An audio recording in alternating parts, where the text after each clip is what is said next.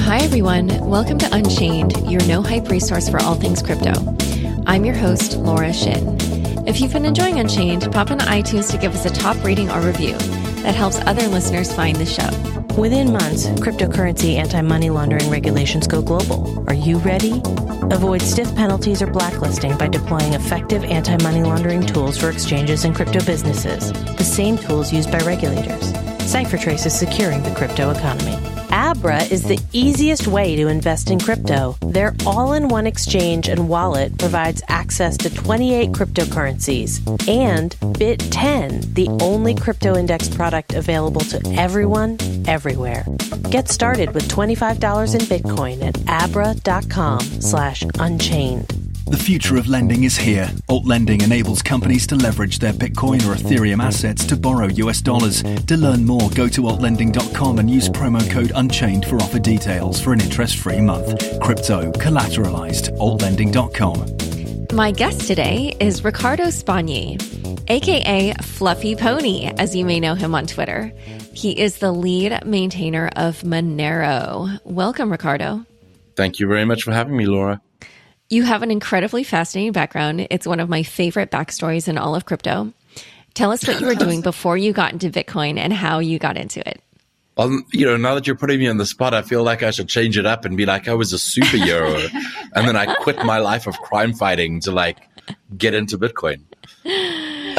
Well, if you did that, I would just tell everybody that that's not true. So why don't you stick with the real story? Cool. So I'll stick with the truth then, in the absence of an interesting lie. No, I've been a developer for most of my life. Eventually worked my way up to quite a senior position at a listed company in South Africa.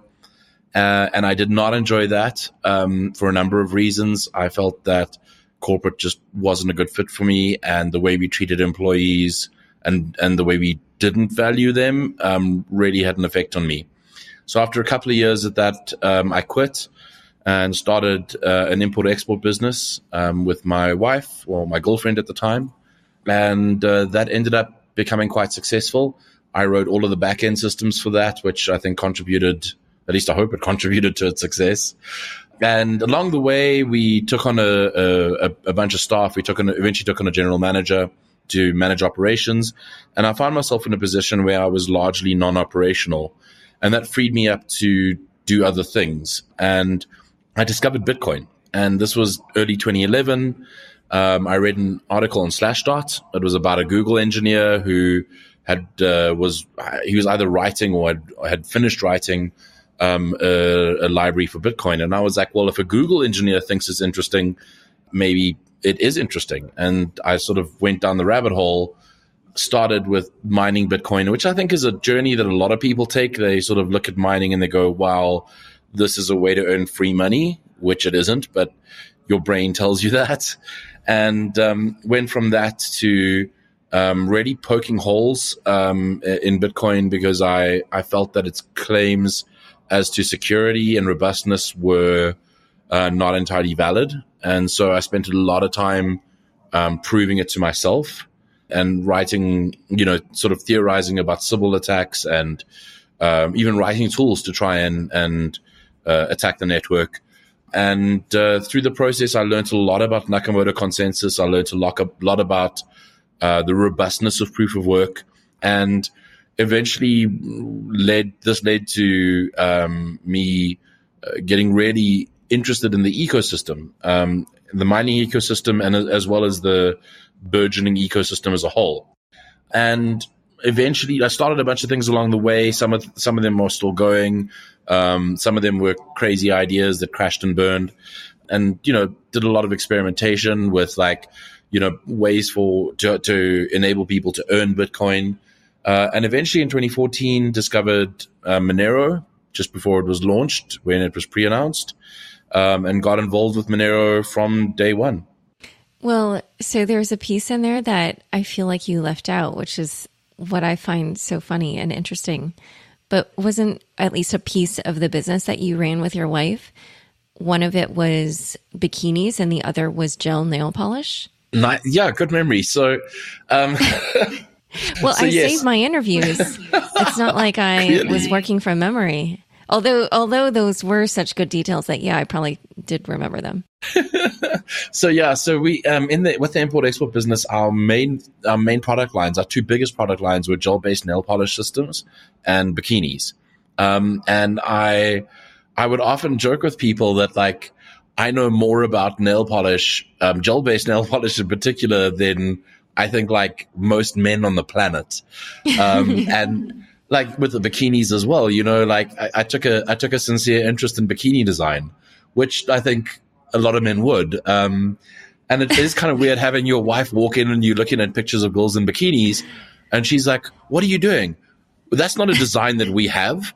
And you're like, "Yes, this is a design that we want." And she looks at it and she's like, "Oh, you know, this design is terrible." And you're like, I start, you know, having a debate about bikini design. That's not a conversation that most couples have. So it was interesting. Yeah. And I mean, I feel like even if that were a conversation that most couples would have, like you wouldn't expect that then also they would be the same couple that would be talking about, you know, cryptography and privacy and digital currency. So yeah, that is a piece of your story that I love. As you mentioned, you did not found Monero, which I think a lot of people think of you as the founder, but obviously, as you just mentioned, that's not true. So tell us how you came to be the lead maintainer for Monero. Sure. So Minero was started by a guy called Thankful for Today, obviously not his real name. And yeah, just in case anyone was wondering. And Thankful for Today at the beginning was fine. The first few weeks, he was like a benevolent dictator. Everything was great. And after like a relatively short period of time, I mean, I'm talking like 3-4 weeks, he just started being odd and not listening to the community. So the community would say like, "Oh, we think that such and such should happen." And he'd sort of put his foot down and be like, "No, we're not doing it that way." And it culminated in a decision where he wanted Monero to be merge mined with another coin called Bitcoin, which was like a giant scam. And the community was like, "No, we don't want to be merge mined with a giant scam." And he was like, "Well, tough. That's what's going to happen." And with the massive community outcry amongst all 25 members of the community at the time, it was kind of like, you know, it was do or die time. And myself and 6 others decided to fork the software and to have a parallel implementation that would not, you know, if he decided to go and make Monero merge mined, the parallel implementation would not have that. And, you know, to his credit, he ran his implementation for a few months, for like 6 months, but then eventually gave up and abandoned it and disappeared and hasn't been seen since late 2014, early 2015. Interesting. I guess this is a lesson to all crypto creators who don't listen to their communities. So many of Monero's developers are anonymous. How did you decide to make yourself the face of Monero? That's a good question. I didn't decide to make myself anything. I guess. Well, I mean, you're publicly known. Like people know who you are. They could recognize you on the street. So my interest in Monero was primarily at the time and still is ideological. I have a belief in privacy as a basic human right, and I was interested in this technology that could advance that could enable people's privacy, especially those who were in places and in situations where their privacy was taken away from them. And I found it very interesting from that perspective and very empowering. And I guess part of me felt that a privacy technology like Monero would struggle to make inroads unless there were at least some people that were not pseudonymous. And that was a contributing factor. And another part of me just felt that, like, from an ideological stance, like, what's the worst that can happen? You know, if a government that is anti-privacy tries to take you out, you just become a martyr. So it's not really in their interest to do that. That's not to say that everyone that's working on a privacy technology should use their real name, but I didn't feel that it was high risk. And I did discuss it with my wife beforehand, and she agreed with me that there were risks, but they weren't high enough so as to worry. Oh, that's interesting. Yeah. I mean, if you piss off the right state actor, or the wrong, I guess you could say state actor, then depends on your point of view. Yeah, then you definitely do run a risk. But something that I find interesting is, you talked about how you think privacy is so important. But do you think most people view privacy as important? Because I feel like from what we see in people's behaviors and their reaction to certain big news events like the Edward Snowden revelations or this Facebook Cambridge Analytica data breach and other things, it feels like people don't really care about it. Do you agree with that? And if so, how do you make them care about it? Yeah, I absolutely agree with that. I think that people are largely apathetic, which is sad. They've got this worldview where, and it's not their fault, but they've been slowly suckered into believing that you can have access to a bunch of services on the internet for free, and that's a good thing. And what they don't realize is that they are paying for the services. They're just paying for the services with their data, with their information, sometimes with their intimate information. And I don't, I joke about this, that people will gladly give over like all of their photos and all of their personal information as long as they can carry on playing Farmville. And it's sad but true that people are, they just do not even realize it. And I think like things like the Cambridge Analytica breach and all of the breaches there is a growing group of people who understand why privacy is so important. But by and large, the general internet using populace either doesn't know or doesn't care. Yeah. So this is something, I feel I am aware of because as a journalist, I've written about how dangerous it is if your data gets out there and in the wrong hands. But I don't know how to make people care about it because I literally just a few weeks ago was on this panel and one of the other panelists said, I don't care about privacy. People can have my data. And I was like, oh my God, like you do not know what you're talking about. But anyway, one other thing I want to ask about is obviously Monero's main distinguishing feature is the fact that it offers privacy. But a lot of people have been talking about the potential for Bitcoin to adopt privacy and their interest in Bitcoin adopting privacy. So if that happens, then what would the use case be for Monero? That's a good question. So I guess I have two views on this. The first is the view as it pertains to Bitcoin adopting privacy. I'm a firm believer in Bitcoin's success.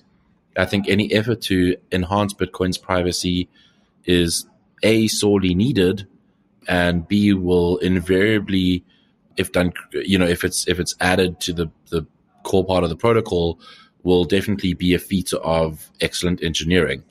The problem is there is a significant number of Bitcoin users who believe that adding privacy to Bitcoin will be bad, that Bitcoin has only been accepted by regulators because of its transparency and traceability.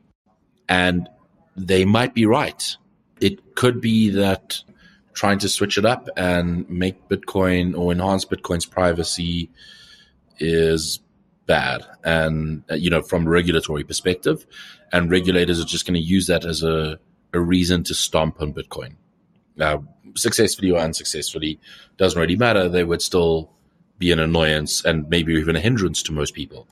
On the flip side of things, let's assume that despite all of this, Bitcoin does add privacy. And when I say add privacy, I mean they add privacy in a manner where it is like it's mandatory, where maybe not initially, maybe like SegWit, it grows over time.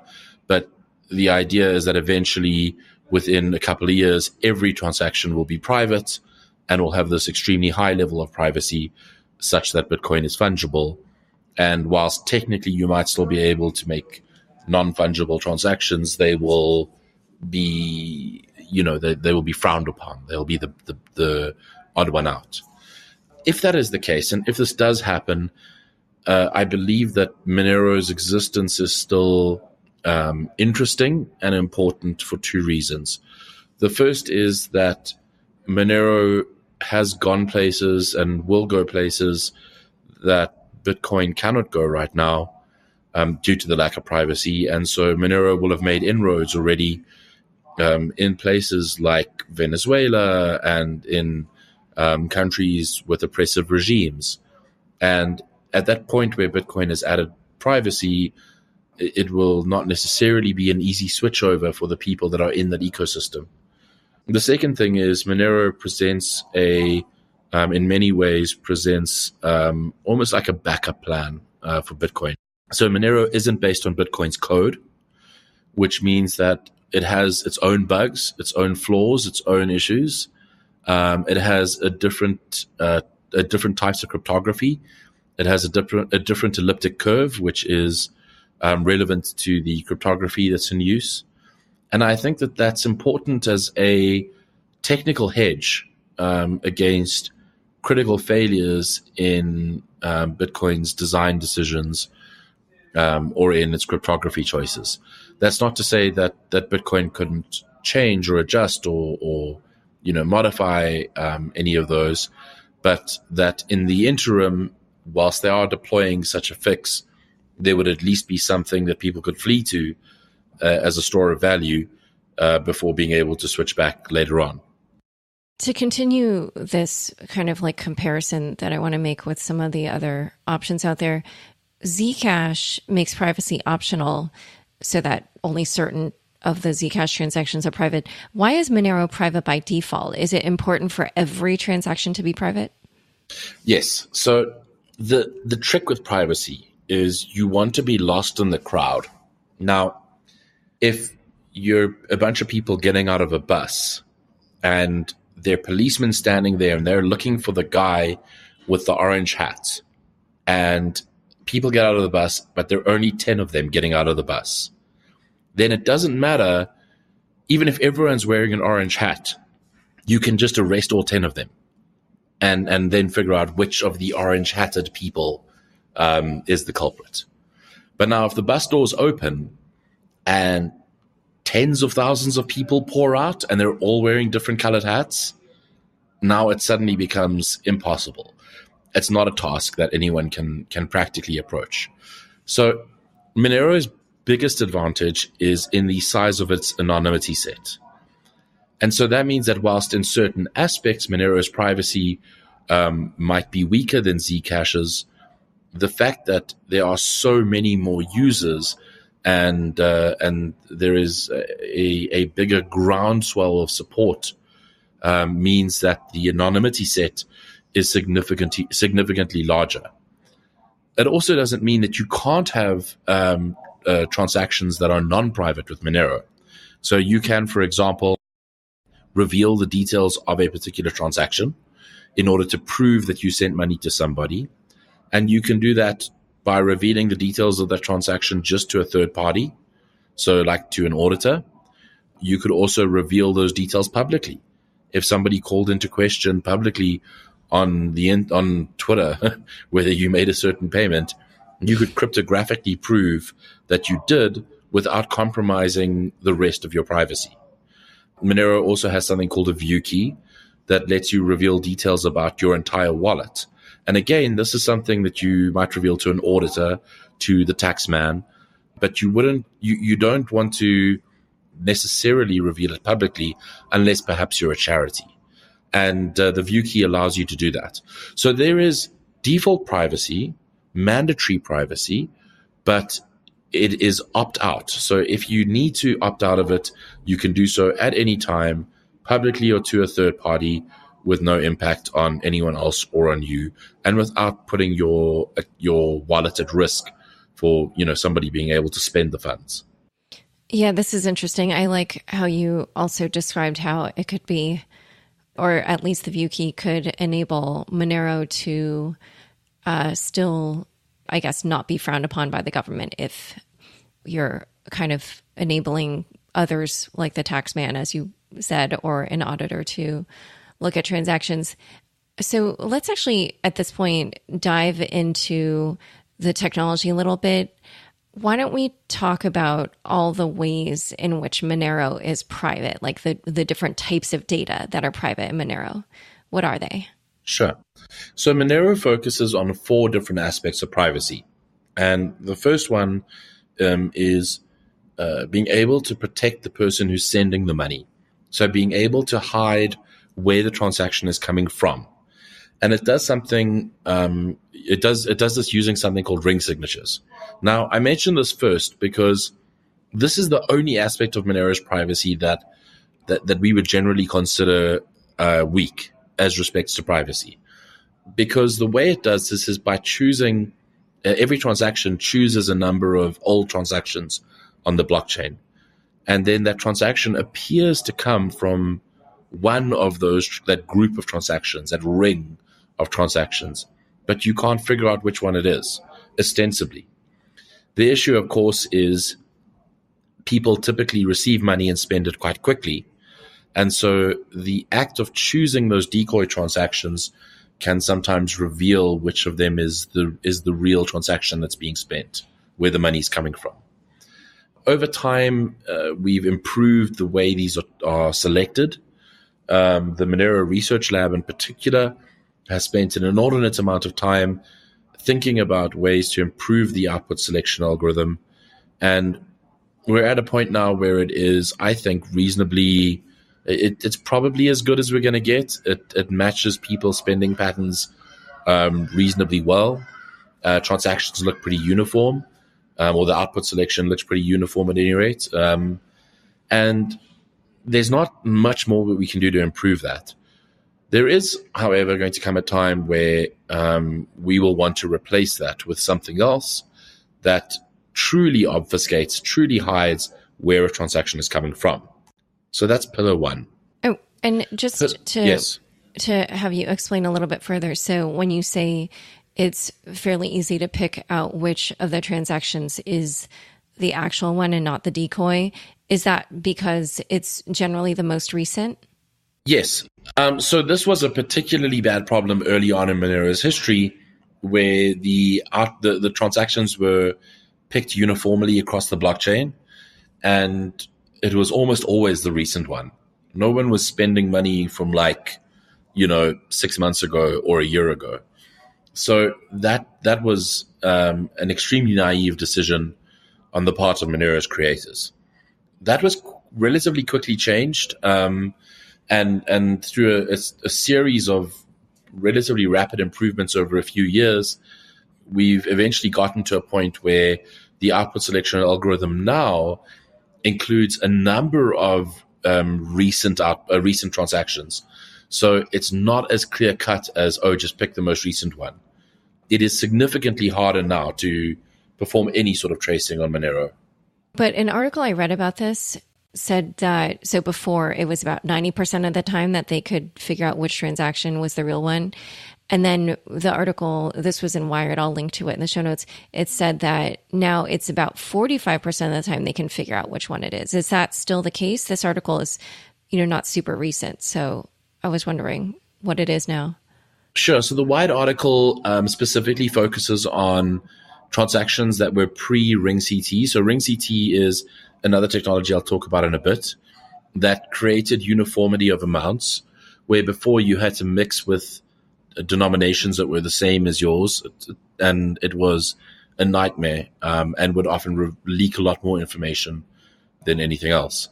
So by removing that and by having this uniformity of amounts, then you were able to choose any output, and so that drastically changed things. At this point in time, it's anyone's guess. There's no published research on modern Monero and on how traceable the transaction graph is. That said, even the stuff that the Wired article, the period of time that the Wired article is focusing on, their 90% is not an absolute. It's guesswork. So they're saying we can guess the correct output in 90% of transactions because there is a recent one. But that obviously ignores the fact that you have plausible deniability. If someone had to somehow trace back and say, oh, this came from an exchange and leads to you, and there's, the possibility is 1 in 10. You can say, well, it's not me. Go ask the other 9 people. And that's sort of where the trail ends, because there's no cryptographic proof that it's you. It's merely a guess that it could be you. Okay. All right. So let's move to Ring CT, Ring confidential transactions. Sure. So confidential transactions, Ring CT, is basically a way to hide transaction amounts. And so this is the second pillar.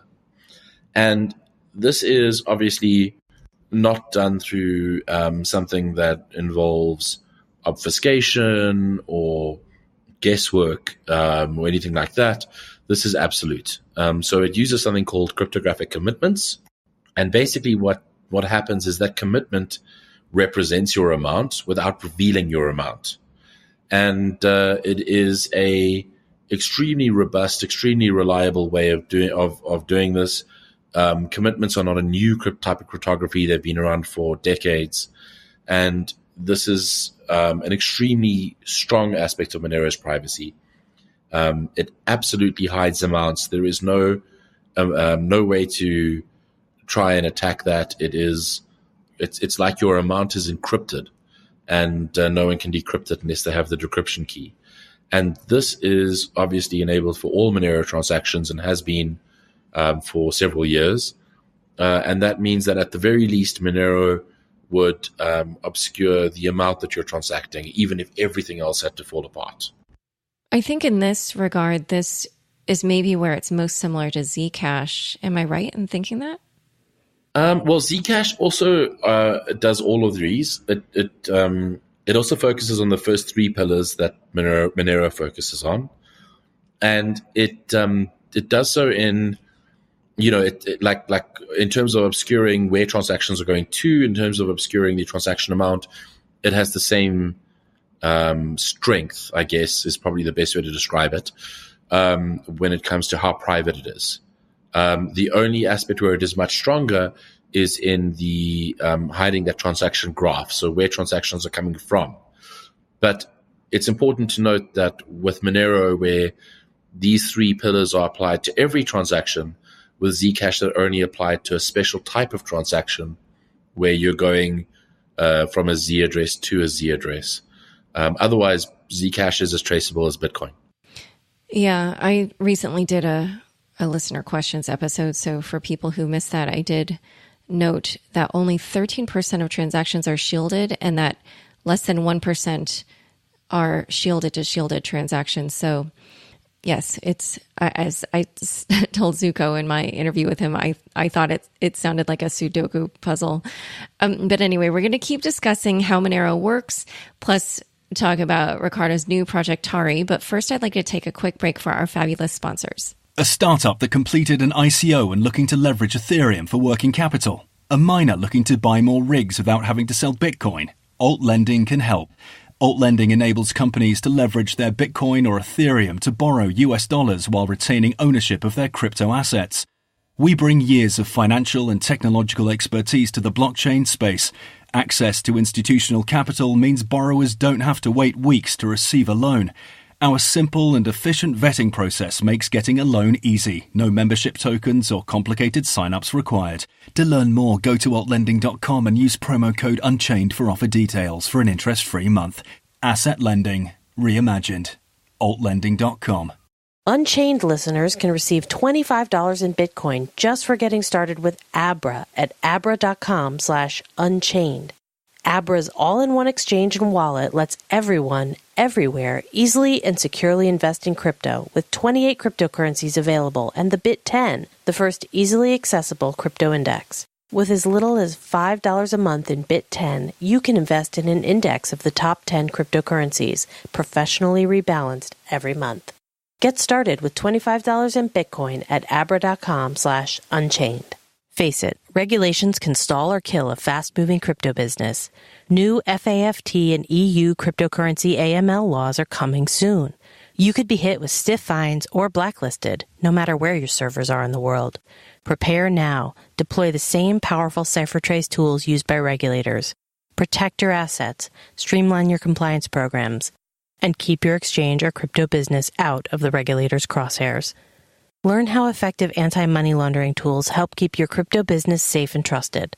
Learn more at ciphertrace.com/unchained. CipherTrace is securing the crypto economy.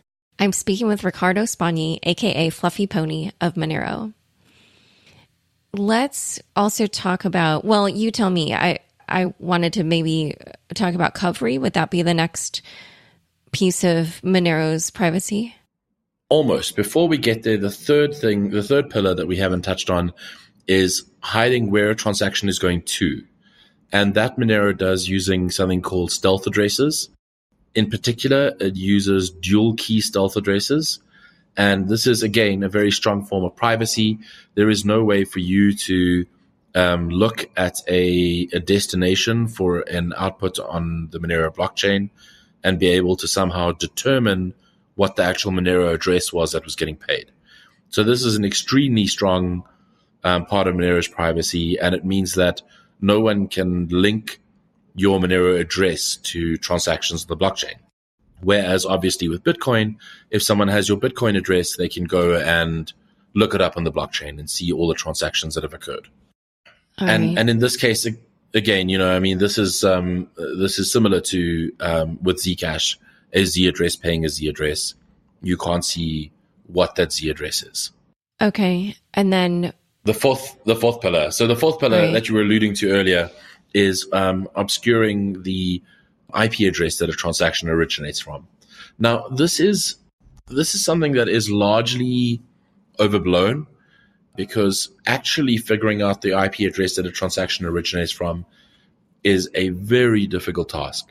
It requires that you run thousands or even tens of thousands of nodes on the network, and that they're all recording the exact time when they first saw a transaction.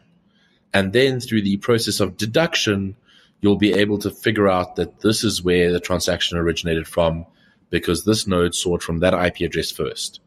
It's an extremely expensive attack to carry out. And it's, I can only imagine that it is potentially worthwhile to carry out against Bitcoin right now.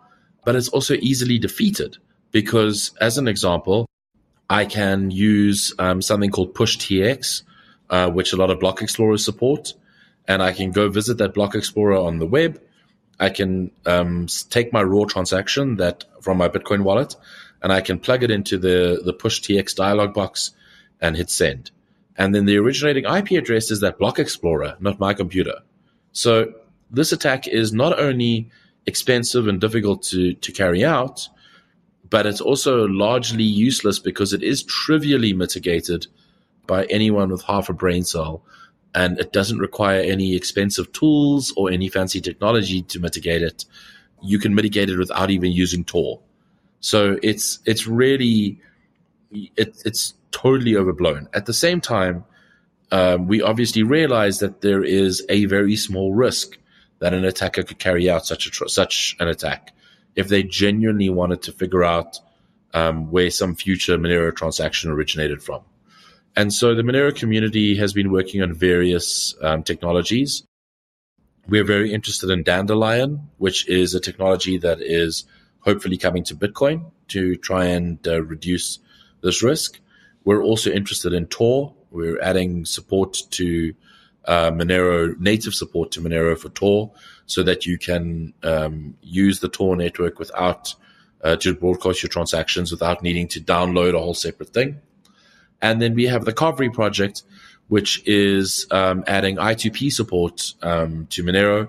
I2P is a network, hidden services network that is similar to Tor. It's also quite old. It's been around for many years. And the biggest issue with I2P is that the routing software is written in Java, which is obviously an additional dependency that we don't want people to have to run.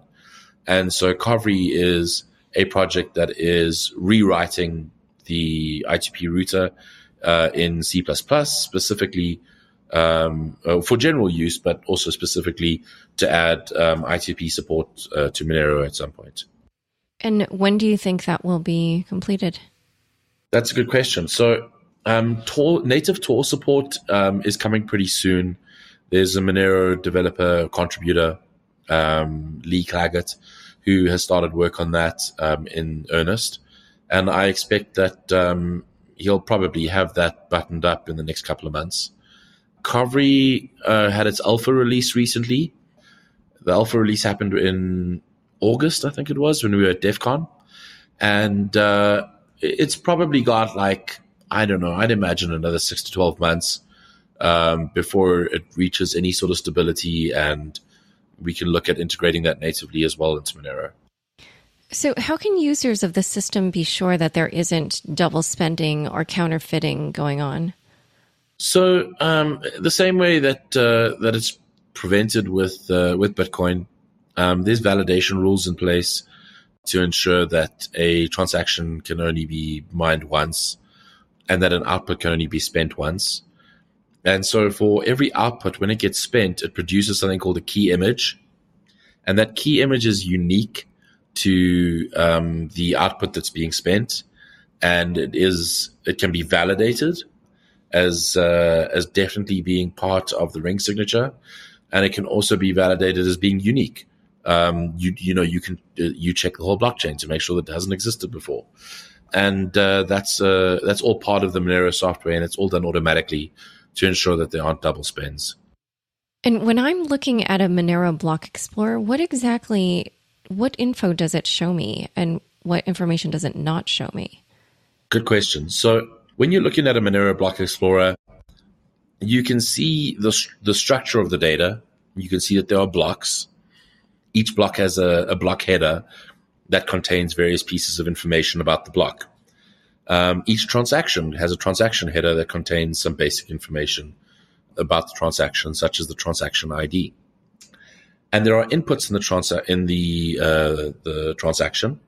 And most block explorers, in fact, all of them really, let you see the ring signature on each input, and you can see the number of members in the ring signature, and you can see which old transaction it links back to. On the output side as well, you can see the destination that is being paid, which, like I said before, is like an encrypted version of your Monero address, such that each time is unique. And even if the same Monero address is paid multiple times in a transaction, that destination will always look different. That's the whole stealth addressing thing. So you will see the destinations. You will not be able to see amounts.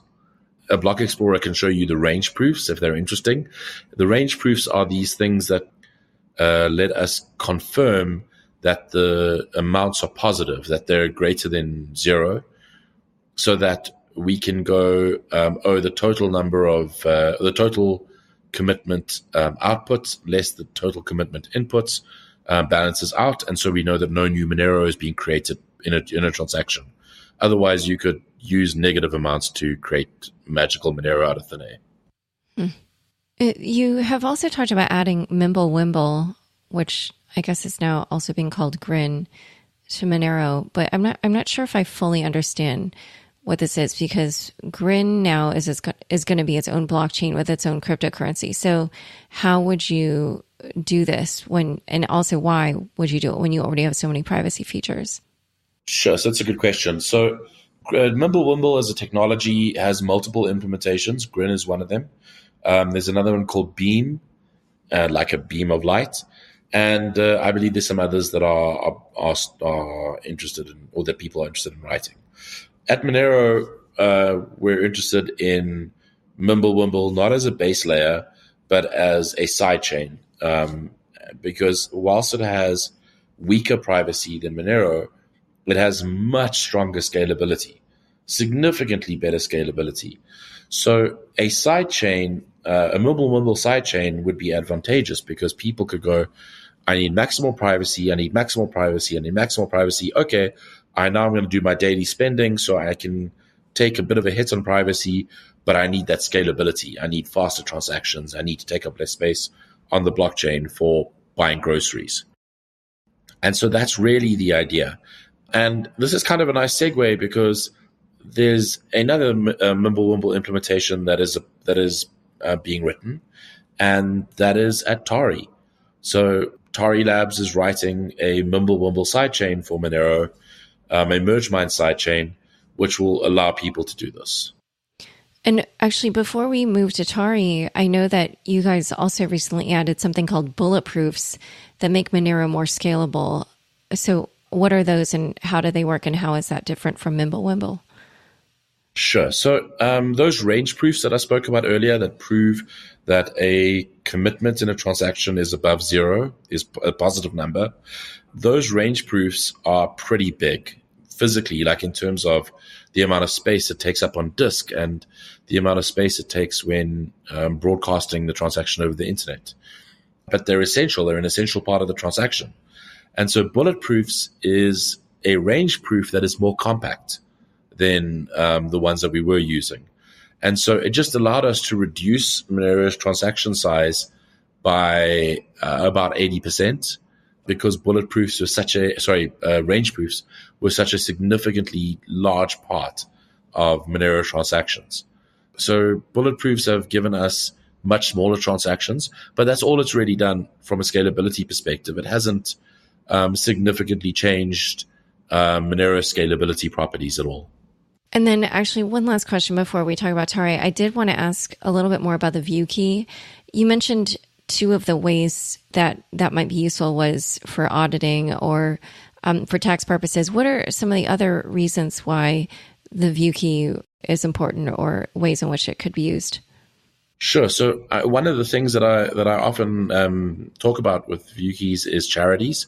So a charity can claim that they received 100 Monero in a year, and meanwhile they actually received 150 and they're skimming 50 off the top.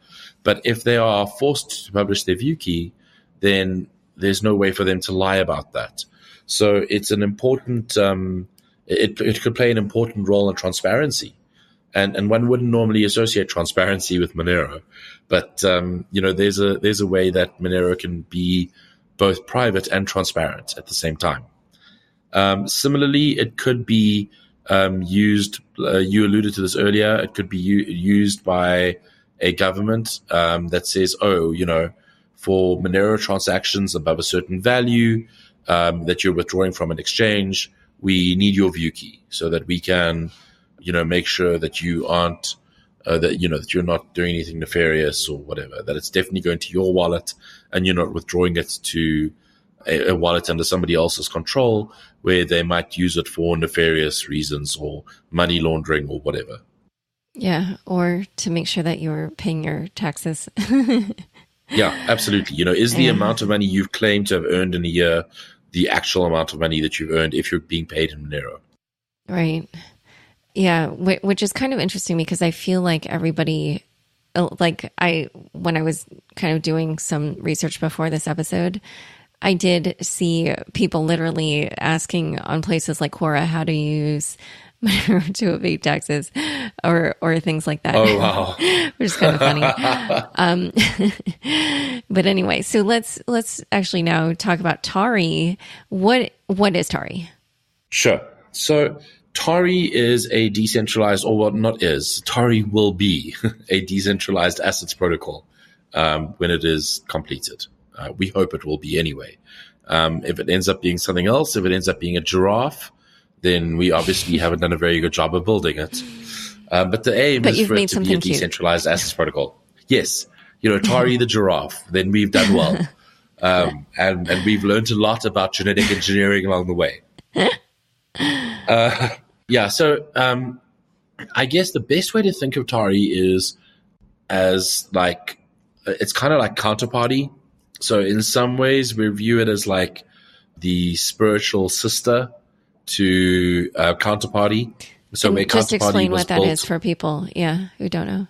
Yeah, sure. So Counterparty is built on top of Bitcoin, and it enables the creation, the transfer, and the modification of assets.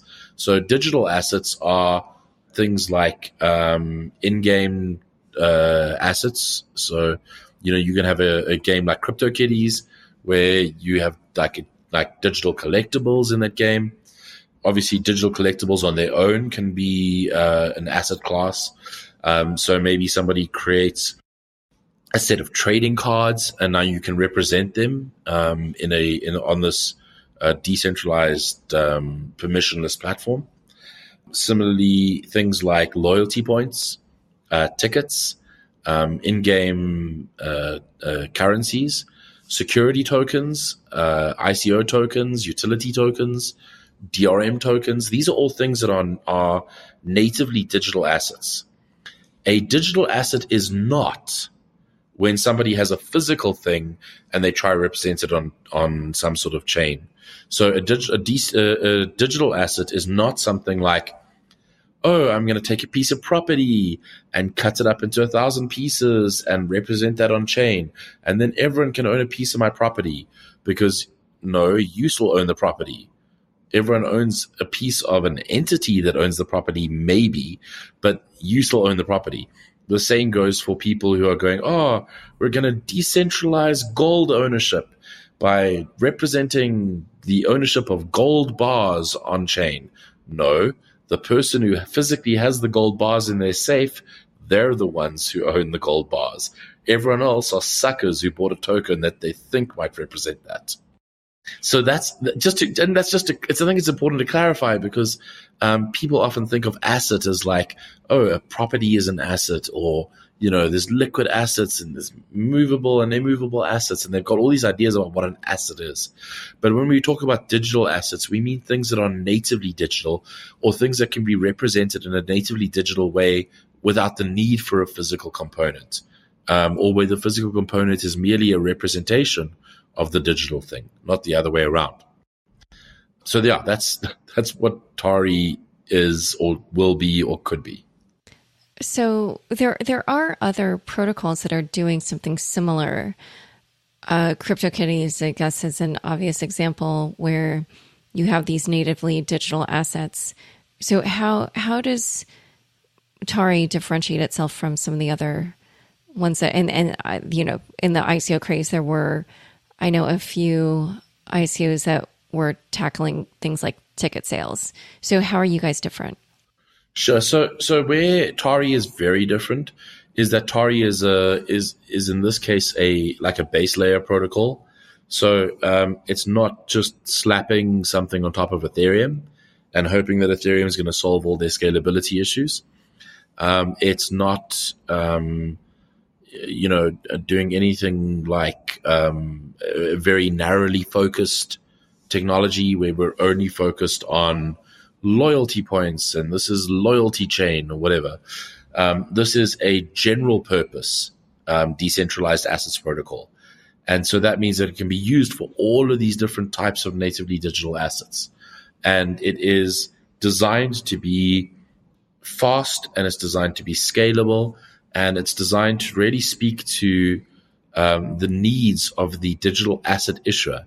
Because where a cryptocurrency is not issued by a single, or shouldn't be issued by a single centralized party, a digital asset is normally issued by a single centralized party.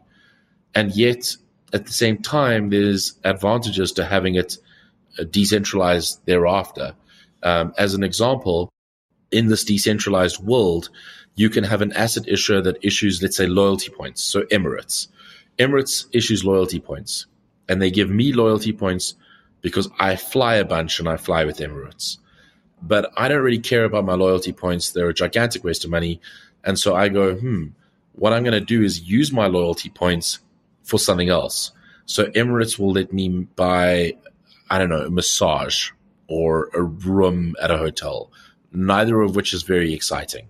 But what if I could sell those loyalty points to somebody else, either for money or trade those loyalty points for something else, like, the latest skins for Fortnite. And now I'm able to put those loyalty points to work in a way that I could never do if I was within Emirates Walled Garden. At the same time, Emirates is still the issuer.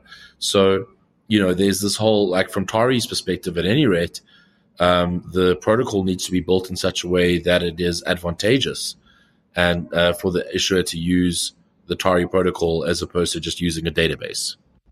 Interesting. Yeah, I really like this idea. I hope someday we can do this because I would love to take some assets that I have that I don't particularly care for and trade them for something that I really do want. Yeah. I love that idea. So how does Tari relate to Monero? So Tari is merge mined with Monero. So what that means is that we inherit Monero's security model. And, I'm sure you've seen a lot of the hoo-ha that some of the media have made about, Bitcoin is terrible for the environment. And, look at all of the trees that it's burning with all of its terrible mining. And so one of the things that you get when you inherit Monero's security model is you're not adding to that burden. So Monero already has a strong, stable proof-of-work network, and there's no reason to spin up an entire another one for Tari. We're able to just bolt on top of Monero's security model and inherit all of its good security properties without needing to go and recruit miners of our own. Interesting. I like that idea, I guess, because that also means that in the early days of Tari, then it will, be pretty secure as opposed to needing to just rely on whoever wants to join in the early days. So I actually want to ask you a little bit more about Monero. We have alluded to Monero being used on the dark web or by criminals in a few different ways in the podcast. And you've also talked about ways in which it could be used where somebody could maintain their privacy, but then, governments could still be sure that what you're doing is okay. However, the fact is right now that I think Monero is at least one of the cryptocurrencies of choice, if not the cryptocurrency of choice on the dark web. So how do you feel about the fact that something that you are working on and championing could be used to fund crimes that you find reprehensible? That's a good question. So I guess there's two things. The first thing is when I was in Panama recently, I was at the Panama blockchain embassy and I got to meet a lot of people from Venezuela. And when I look at the impact that cryptocurrencies like Bitcoin and Monero have on the Venezuelan people and how important a privacy enhancing cryptocurrency like Monero might end up being if the Venezuelan government starts to clamp down, I am reminded of the good that Monero does. But the second thing is Monero is just a tool. Monero is a tool the same way a kitchen knife is a tool. And I can't imagine that a kitchen knife designer who designs an amazing, incredibly sharp kitchen knife and produces them in droves lies awake at night worrying about all the murders that are occurring with his kitchen knives. It's a tool.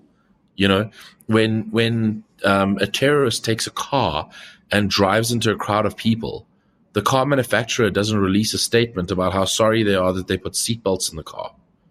It's just a tool. It can be used for good. It can be used for bad. As a person who works on the tool, you want that tool to be as good as it possibly can, not to enhance things for people who use it for nefarious reasons, but to protect the people who are relying on it because it might mean the difference between life or death for them. And those are the people that I constantly think about. So I take your point in a lot of ways. I do agree that, I literally, the other day, I accidentally cut myself with a box cutter, which we know that was the tool of choice in 9/11. However, I think right now, and there's probably no way to know this, but I think right now, the balance of Monero transactions is more heavily weighted toward dark web activity, darknet activity. And also, it was reported that North Korea was doing things to obtain more Monero. North Korea is essentially this huge prison that masquerades as a country. Like their gulags have been compared to the Holocaust. So, while there isn't any way to know exactly for sure how much of Monero is being used for good versus bad, it does seem a lot of the time that Monero is being associated with bad activity. So even when you think about just the balance of things between good and bad, does that make you pause? I guess the thing is like, there's one thing to consider, and that is, what can I do to stop it? You know, I mean, like let's approach this from the perspective of a developer or of a software engineer. If I go, okay, I don't want people to use my tool for bad, then there are various steps that I can take. From a technical perspective, I can build in a process where anyone who is making a transaction above a certain value, that transaction is rejected and it has to go through me. And I'm the decision maker about whether this person should transact or not. And all that really does is it just moves things from a system of law and a system of government and governance to a system of Riccardo's will, which is not ideal. And in the absence of being able to solve this technologically, which we will never be able to do because there's no way for a decentralized permissionless system to go into your brain and figure out whether you're doing something that's inherently evil. There's really nothing that we can do except make the system permissionless. And whilst and I don't know if this is true, you know, I mean, let's assume that the balance of Monero transactions, or the bulk of Monero transactions, are used by people who are doing nefarious things. I would ask two questions of you. The first is, nefarious from whose perspective? Because nefarious from my perspective might be different to nefarious from your perspective. Somebody buying cannabis in order to extract CBD oil to treat their cancer in a country where that is illegal might not be something that I find morally reprehensible.